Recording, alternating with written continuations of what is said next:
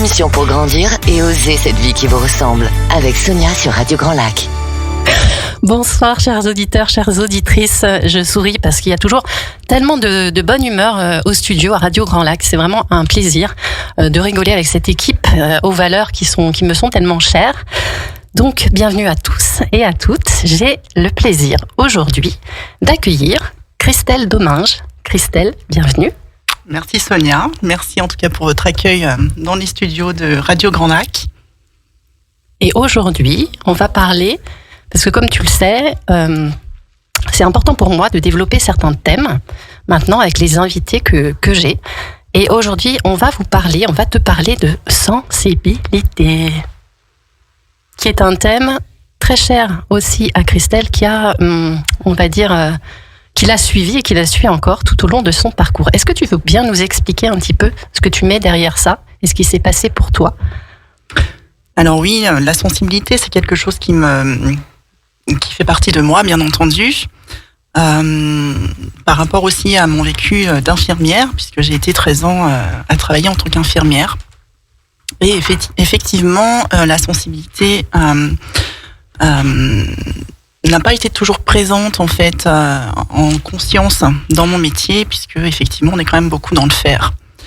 Arrivé à un moment donné, effectivement, j'ai plutôt voulu être dans l'être et mettre ce métier-là un peu de côté. Et tout doucement, je suis partie dans le milieu énergétique. En fait, ce que tu expliques là, enfin dans ce que j'entends, cette fameuse sensibilité, c'était plutôt où était le sens pour toi ? Oui. Où était le sens pour toi dans ce métier qui était sur le papier, il y avait du sens, tu savais pertinemment ce qu'il fallait faire, mais en revanche, le lien avec qui toi tu étais profondément, il n'était pas fait et il n'y avait pas ce sens-là. Tout à fait. C'est vrai qu'on est conditionné en fait à faire un certain nombre de tâches. Par contre, dans le relationnel, il en est tout autre, puisque du coup, on est quand même dans la compétitivité quand même, également dans l'immédiateté, dans le perfectionnisme, puisqu'on n'a pas forcément le temps de réfléchir à ce que l'on doit faire, mais voilà, ça doit être vraiment réflexe. Et pour le coup, le relationnel est vraiment en deuxième plan dans ce métier-là. Ouais, c'est étonnant, puisqu'on a plutôt tendance à se dire que c'est un métier d'humain, c'est quand même l'humain qui est au cœur. Oui, c'est vrai, mais voilà, l'essentiel, c'est de donner du palpable, de donner en tout cas... C'est orienté résultat ? Oui. Presque productivité ? Oui, c'est ça. Avec un manque de personnel certain.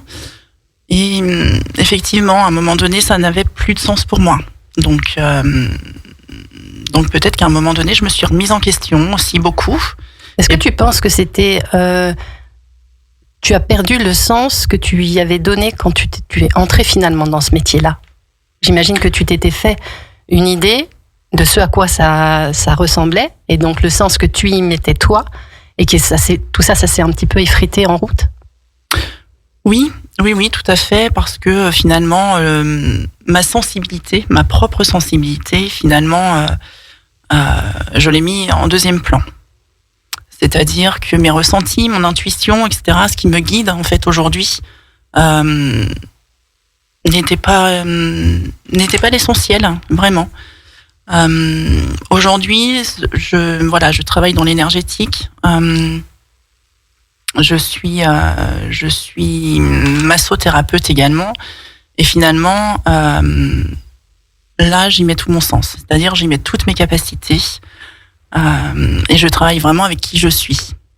J'ai développé beaucoup de choses donc qui sont en moi et que finalement on a tous en soi, mais par des conditionnements, pour des attentes, pour les choses palpables, pour tout ce que l'on attend de nous en tant que salarié, etc., en tant que professionnel.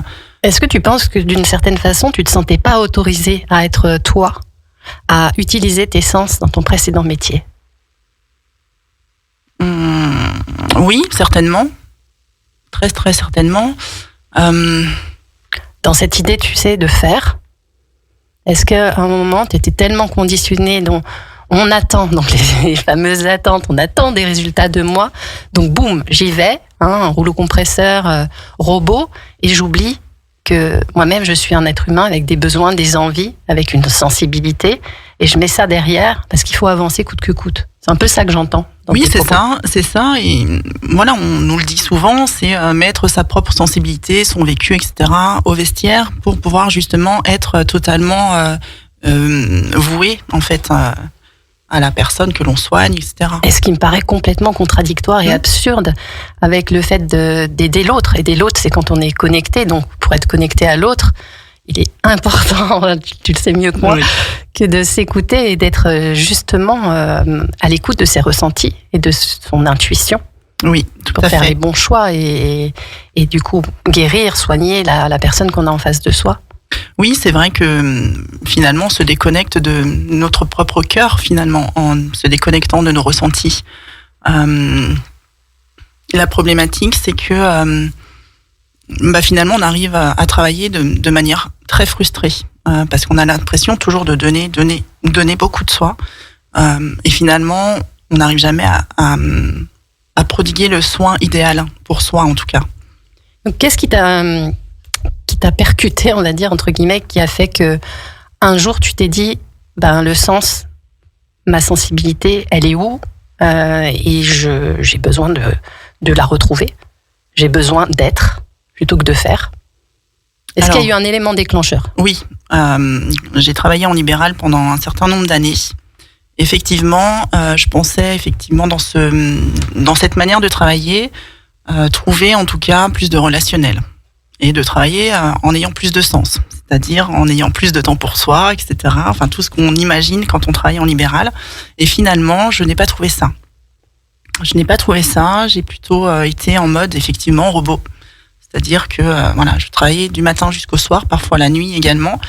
On connaît tous finalement l'importance de ce travail-là, et voilà, on y va en toute, en toute connaissance du métier.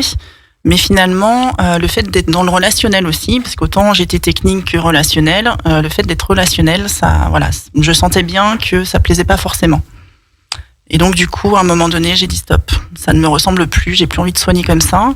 Entre-temps est venue aussi la période Covid, qu'on a tous connue, et ça a beaucoup déshumanisé le milieu du paramédical. Encore plus.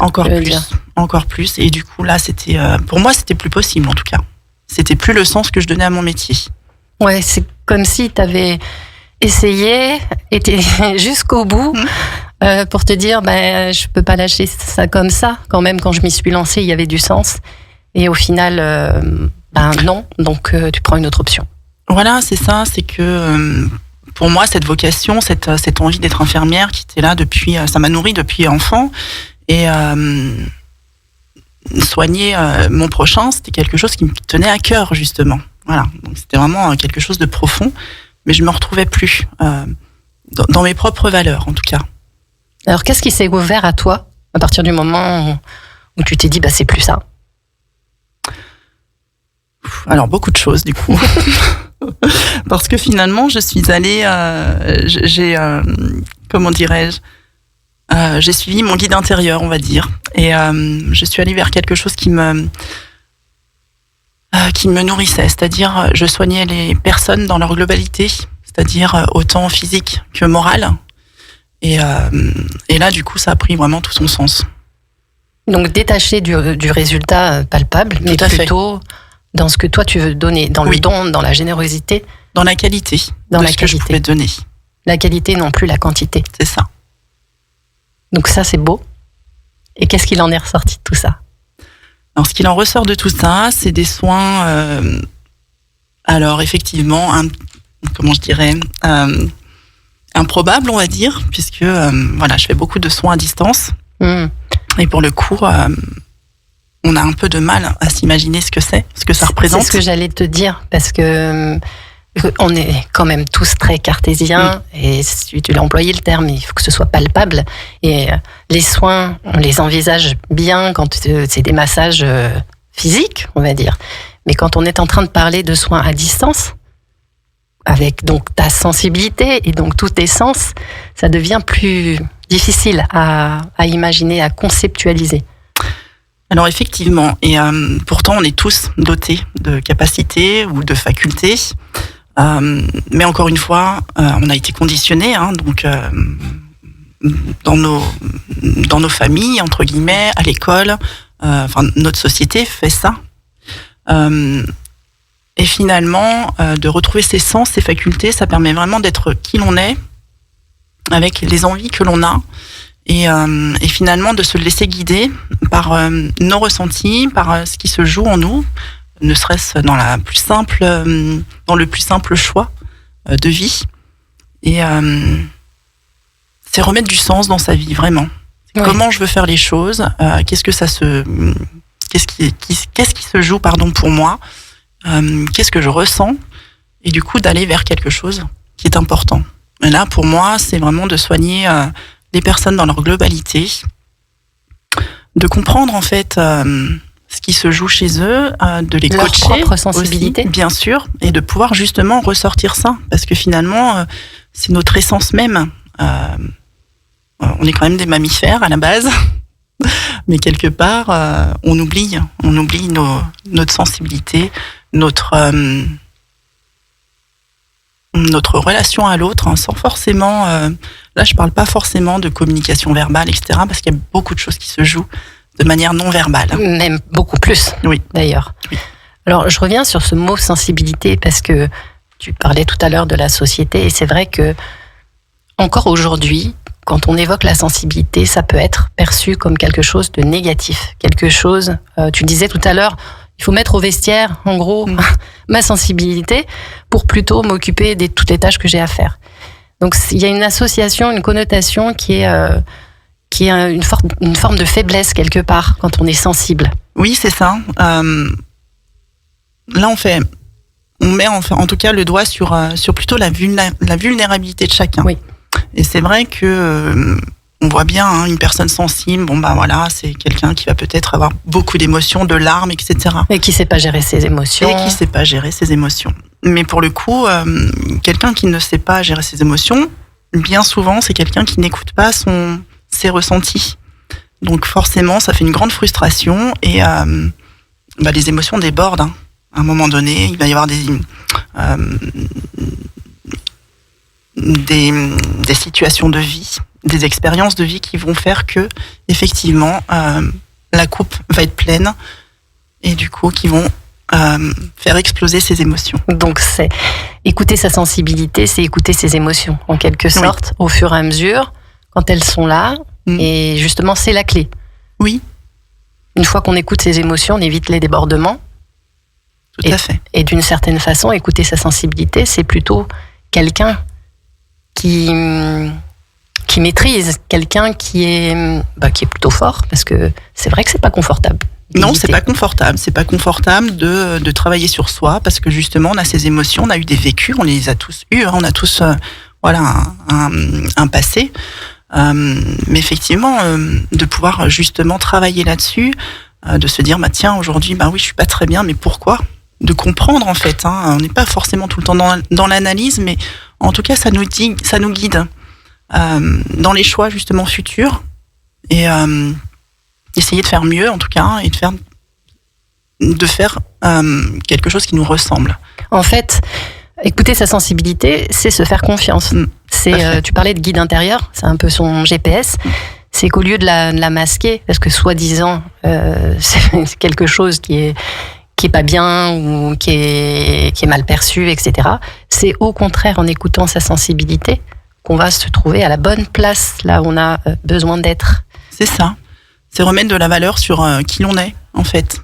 Et ne pas laisser l'autre, en fait, nous donner sa valeur qu'il pourrait avoir de nous et qui serait sûrement faussée. Oui, donc il y a là aussi un déconditionnement à faire pour retrouver quel terme positif on peut mettre derrière sa sensibilité, et c'est celui qui nous mène sur notre chemin. Savoir s'écouter, en s'écoutant véritablement. Alors ça, on pourra en parler peut-être après, mais j'imagine qu'il y a encore des personnes qui vont se dire « Oui, t'es bien gentil, mais moi, je me connais pas suffisamment », parce que quand on est déconnecté, on va parler de ça aussi, de soi, on ne sait même pas définir ses envies ni ses besoins. C'est vrai. On on ne connaît pas le vrai soi. On est plutôt celui ou celle qui a eu l'habitude de faire, donc pour faire plaisir, pour être aimé, pour ne pas être rejeté, mais etc. Du coup, on est vraiment dans l'écoute de nos manques et plus. En tout cas, on n'est pas dans dans nos besoins. Voilà, on est vraiment dans le manque. On réagit à un manque, à une blessure émotionnelle. Voilà, mais quand on est dans la sensibilité, dans notre sensibilité, finalement, on va vraiment faire les choix en fonction de ce qui nous fait vibrer, de ce qui va nous nourrir. Donc ça a vraiment une portée complètement différente. Je te propose qu'on fasse une courte pause musicale pour revenir un petit peu plus sur ce sujet-là, juste après. Vos émissions préférées, elles sont toutes sur Radio Grand Lac. Grandiose, l'émission pour grandir et oser cette vie qui vous ressemble, avec Sonia sur Radio Grand Lac. On va transformer le studio, je pense, en karaoké déjà. Parce que pendant les pauses musicales, on s'en sert autrement, on va dire, du micro. De retour donc pour parler de sensibilité, et plus que ça encore, de sens, de nos 5 sens qui nous guident vers notre sensibilité. Et une question me venait, puisque je sais à quel point c'est difficile parfois de se connecter à cette sensibilité. Et j'imagine une question que les personnes peuvent se poser qui serait, mais comment on fait la différence quand c'est vraiment ce qui est bon et juste pour soi par rapport à l'ego? On ne peut pas parler de sensibilité sans occulter le fait que l'ego, il prend beaucoup de place. Et comment on reconnaît finalement que c'est l'ego qui parle ou que c'est sa sensibilité? Alors l'ego, ce serait plutôt une histoire entre guillemets, de super pouvoir. C'est vrai que quand on est dans l'ego, on a l'impression d'être plus en compétitivité avec notre entourage, alors que notre propre sensibilité, elle est là justement pour nous guider. Et l'on sent justement, quand on fait des choix, que ça résonne, que ce soit dans la vie quotidienne, dans la vie pro, effectivement. Prendre le dessus, tu veux dire par là... essayer de convaincre, avoir raison. Ça, c'est l'ego. C'est quand dans une simple discussion, que ce soit entre collègues ou en famille, on lâche pas le morceau. Oui, c'est ça. Mais c'est tout à fait ça. Hein. On a envie d'avoir raison, donc on va prouver par A plus B que voilà, ce qu'on démontre est juste. Alors que quand on est dans la sensibilité, on est plus dans l'écoute de soi, de l'autre, et il y a plus de fluidité. Plus de fluidité, et quelque part, on n'a pas besoin de prouver quoi que ce soit à l'autre. Exactement. C'est-à-dire que chacun a son prisme et son point de vue, et on lâche un petit peu le côté si l'autre il est pas ok avec ça, moi je m'en fiche quelque part, parce que pour moi c'est bon. Voilà, c'est une histoire de justesse en fait, voilà, vis-à-vis de soi toujours. Donc ça peut être un bon indicateur. Quand chacune peut s'observer au quotidien et se demander, tiens, quand je suis en train de réagir de cette façon, et pour quelle raison je fais ça? Est-ce que je suis encore en train de vouloir prouver quelque chose, d'exister à tout prix? Et auquel cas, peut-être ça vient d'une blessure, hein, mais c'est certainement pas que je suis au bon endroit. Exactement.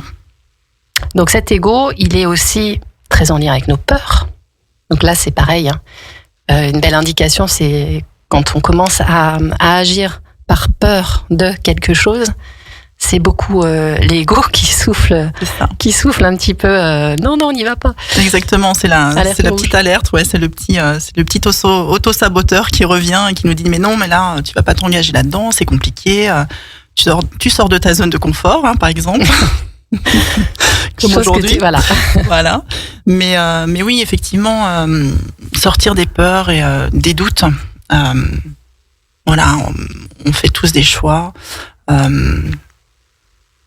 Quelque part, on a toujours envie de faire au mieux, mais c'est se détacher aussi de nos propres exigences. Rester un peu plus humble, en fait. On a le droit de se tromper, et c'est ce qui fait de notre vie une expérience. Exactement. Les fameux apprentissages sur notre chemin.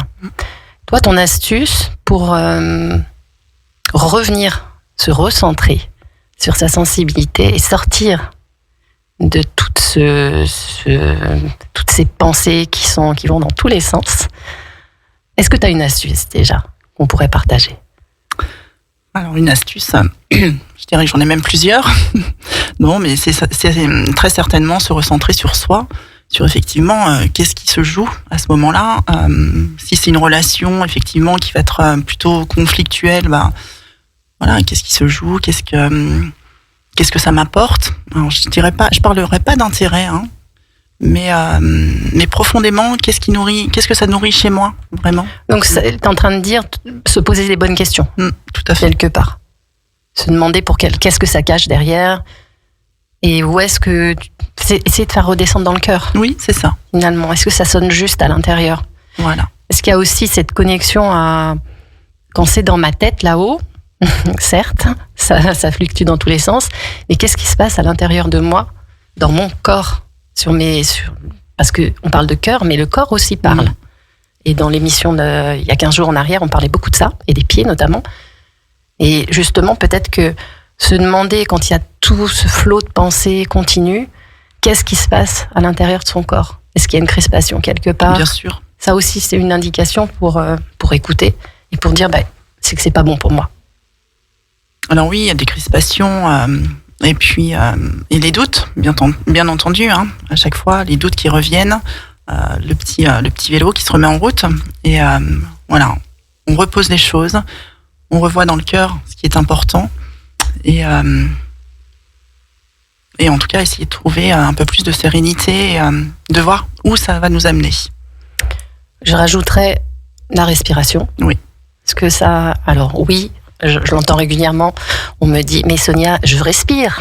Oui, mais respirer autrement, respirer en se concentrant sur sa respiration, en ayant des respirations beaucoup plus longues et lentes, qui fassent qu'on apaise son mental en le faisant. Et ça fonctionne.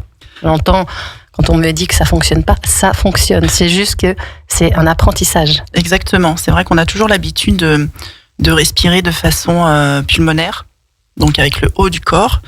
Et en fait, l'idéal, ce serait de respirer, comme avec tu fais. Alors déjà, se redresser. Personne ne nous voit, mais et de respirer de façon abdominale, parce que du coup, de cette manière-là, on refait travailler en fait tous les viscères, le diaphragme, donc bien sûr les poumons, et pour le coup, on refait circuler en fait les énergies. Puisque du coup, on sait très bien que dans le ventre, on a autant de cellules nerveuses que dans le cerveau. Donc, quand l'un ne va pas bien, il fait feedback avec l'autre organe. C'est ce qu'on dit d'ailleurs, que c'est le deuxième cerveau. Et le centre des émotions aussi. Exactement. Donc, la sensibilité est dans le ventre. Alors, il y a 15 jours, on parlait des pieds. Regardez vos pieds et vous saurez. Regardez votre ventre. Et vous verrez aussi ce qui s'y passe. Et si c'est du cafouillis là-dedans, c'est qu'il y a quelque chose à venir recentrer. De toute façon, le corps nous parle. Moi, je le vois presque quotidiennement quand je fais mes massages. Et effectivement, alors avec ma sensibilité, je ressens énormément avec mes mains, mais de façon vibratoire aussi. Parce que parfois, je ressens les gens... pas forcément en contact physique. Oui, c'est dans l'énergie. C'est dans l'énergie. C'est difficile à expliquer ça, de mettre des mots, de dire ce qui se passe, de ce que tu ressens. C'est quoi? C'est des images qui te viennent? C'est des mots? C'est un petit peu tout ça, en fait. C'est un mélange. Oui, c'est un mélange. C'est un mélange de mes capacités, donc de clairvoyance, parce que parfois, ça m'arrive aussi de faire des massages et de voir des images. Je ressens par mes mains, je ressens aussi de manière vibratoire. Parce qu'on ne faut pas oublier qu'on est quand même fait d'un grand pourcentage d'eau et que comme une goutte, quand elle tombe dans l'eau, elle fait des ondes. Dans nos cellules, c'est la même chose. Donc on parle encore de mémoire cellulaire, parce qu'on transmet aussi beaucoup, de génération en génération. Et justement, nos vécus font en sorte de nous faire vibrer certaines choses. Et pour le coup, c'est ce que je disais tout à l'heure, c'est notre aspect un peu animal qui ressort, puisque finalement, c'est notre essence même. C'est de savoir communiquer au-delà des mots. C'est tout ton métier. C'est tout ce qui fait qu'aujourd'hui, tu es accordé à ta sensibilité. Tout à l'heure, on parlait de connexion, voire même d'hyperconnexion, dans ce monde hyper connecté, parce qu'on est tout le temps sollicité, sursollicité dans tous les sens. Et dans ce monde de productivité où il faut aller plus vite, plus loin, faire tout de suite, c'est vrai que c'est épuisant, ça peut être épuisant. Et on avait plutôt envie de revenir sur une autre sorte d'hyperconnexion. Au lieu d'être hyper connecté au monde extérieur, ce serait plutôt une hyperconnexion à soi. Oui, bien sûr. On est toujours éveillé avec nos téléphones, les ordinateurs. Voilà, tout est hyper connecté. En tout cas, de manière technique, alors qu'on a tout en soi pour justement être hyper connecté à l'autre. C'est rassurant le matériel, je pense. Oui, bien sûr. Encore une fois, c'est palpable. On maîtrise. Voilà, ce qu'on a envie de donner, ce qu'on a envie de transmettre, ce qu'on a envie de montrer. On le voit sur les réseaux. Toute une histoire de paraître. Alors que finalement, quand on est hyper connecté à soi, puis à l'autre, pour le coup, on fait des rencontres phénoménales et on se trompe pas, vraiment. Donc c'est prendre le temps de lâcher vos téléphones, ordinateurs, etc. Parce qu'en plus, vibratoirement parlant, on le sait, c'est très néfaste. Mais même couper l'électricité, dans le meilleur des cas, même si aujourd'hui c'est un peu compliqué dans nos vies, mais vraiment prendre du temps, ça aussi c'est finalement une des recommandations, c'est de pouvoir prendre du temps dans la journée pour vraiment mettre tout ça en off et se recentrer sur soi d'une façon la plus naturelle possible, qui est de faire du rien aussi. C'est ça, c'est se ressourcer, c'est prendre le temps. Les générations précédentes le faisaient très bien. Alors, ils étaient moins connectés, hyper connectés. Mais malgré tout, c'est important. Parce que du coup, ça apporte beaucoup de stress. Parce qu'on a toujours cette image à donner. Toujours dans le paraître. Toujours être mieux. Alors qu'on est. On est comme on est. Mais là aussi, on touche du doigt autre chose. C'est que, et d'une, il faut savoir qui on est.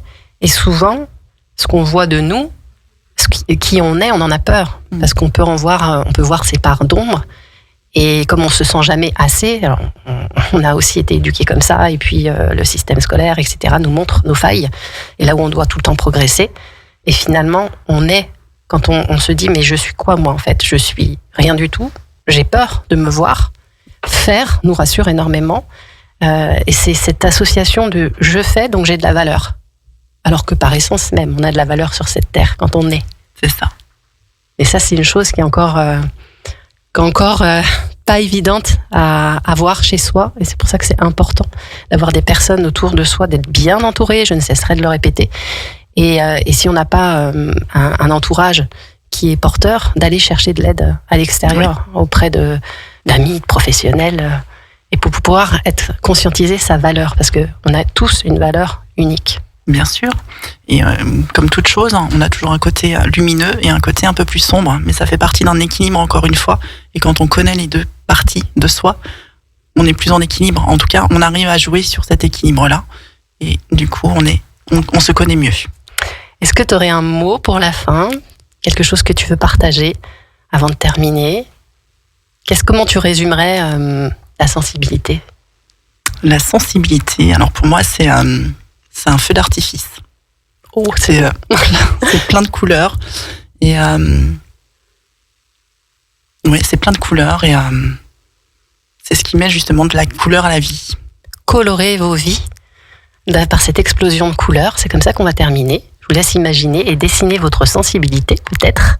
Merci beaucoup, Christelle, pour ce moment partagé. Merci, Sonia. Et retrouvez Hilde avec Il y a du terroir sur la table tout à l'heure à 18h30. Et quant à moi, je vous retrouve dans 15 jours. Belle soirée à tous. 24h sur 24, 7 jours sur 7. Vous écoutez Radio Grand Lac sur le 92.1 FM.